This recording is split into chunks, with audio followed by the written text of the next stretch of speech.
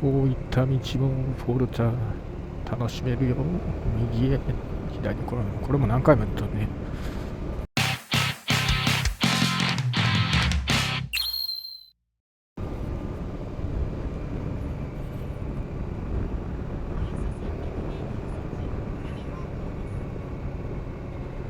買う前はね、もっと面白くないっていうか楽しめないかなと思ったけど、想像してたよりも楽しいね、これ。こういった道もただ便利なだけの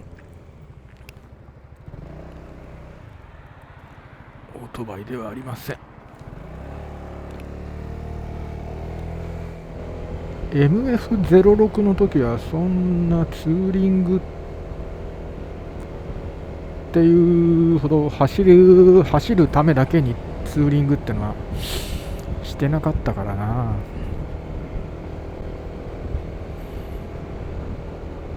と便利な道具というか、キャンプツーリング、あとはバスフィッシング用に荷物積んでトップケースつけて使ってたんで、ほぼほぼ釣りとキャンプにしか使ってなかったでな。あとは通勤、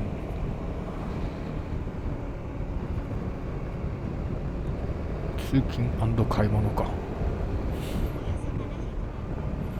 僕のスクーター歴の始まりは、最初に買ったスクーターはフォーサイト、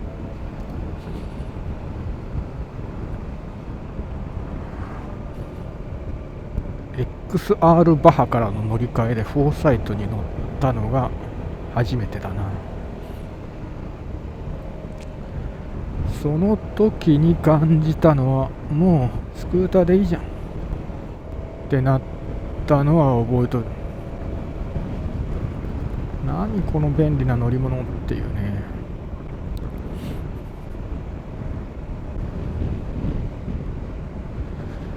荷物積めるし楽やしっていう。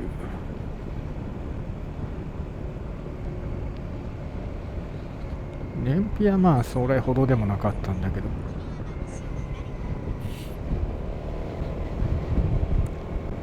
バハに比べると。フォーサイトの次に乗ったのがフォルツァ MF-06、一番長く乗っとったバイクかな。発売されてすぐに乗り換えたんだよな。シルバーのフォルツァ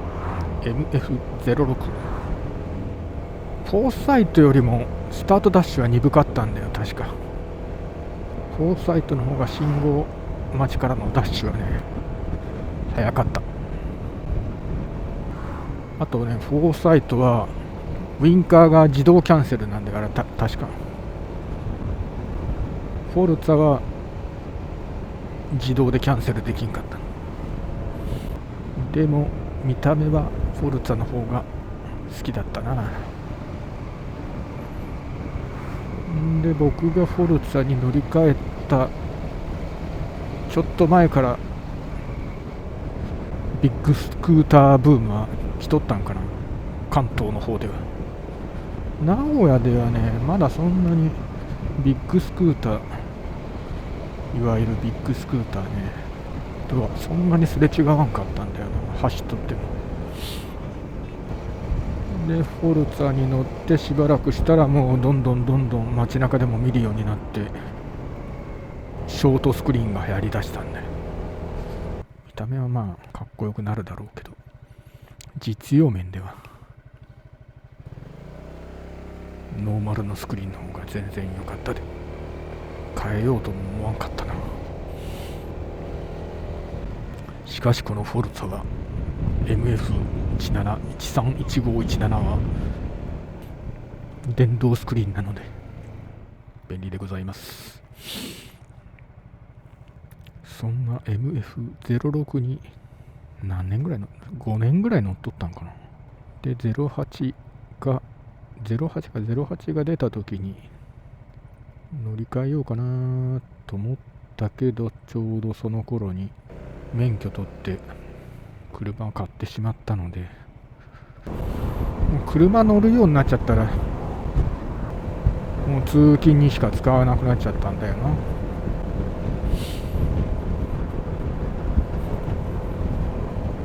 でも通勤に使うとなるとちょっと会社の駐輪場の問題もあって、大きさの問題もあってちょっと使いづらくなってきて、スペーシー100かあれ100を通勤用に増車して乗っ取ったんだけども、そうなるとさらにもうフォルツァに乗ることもなくなってきたから手放しちゃった。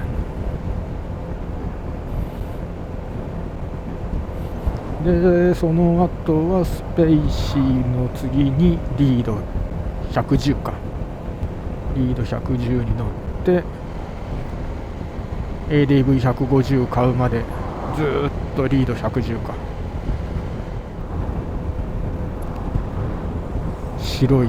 限定モデルが発売された後かな、急激に欲しくなったんだよ。なんか退屈だな。久しぶりにバイクって思った時に ADV150 いいよなと思って、それで在庫探してネット検索しとったら、お、在庫あるじゃんってなって、もうすぐに店に行って、もうその日に契約してきた。何ヶ月乗ったんかな、11、2、3、4ヶ月ぐらい乗ったんか。 ADV150 は3000キロちょっと乗ったん、4000キロぐらいやったかな。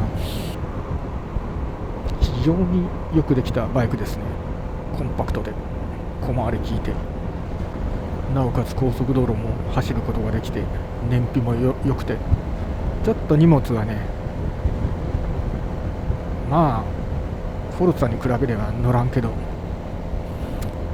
それなりに荷物も詰めれたんで、非常にいいバイクだなと今でも思います。もうちょっとアクロもいけるようなバイクの方がいいなと思って CRF250 乗り換えた。 CRF に乗って楽しんではいたけど、このフォルツァ MF17 これが発表されて、めっちゃかっこええやんって思ったら、もう欲しくてたまらなくなっちゃった。海外のタイの人の動画かな、何回も見たな。それでもう発売直後、もう買うなら早い方がいいかと思って12月の末に契約しに行ったんだけど、それから6ヶ月納車まで6ヶ月もかかるとは。まあでも乗り換えて非常に良かったですね。僕の使い方にはこちらの方が合っとるかな。買い物にツーリングに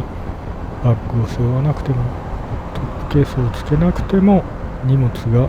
十分に入るスペースがあるし、高速道路も十分流れに乗って走ることができます。のんびりゆったり走る私にはとても合ったバイクだと思います。フォーサイトから始まった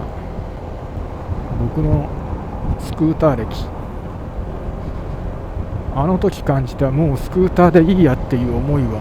再びこのフォルツァ MF17 乗って感じておりますね。やっぱりスクーターでいいやって、スクーターでいいやというか、スクーターがいいか。それではお疲れ様でした。今日はこの辺で終わりたいと思います。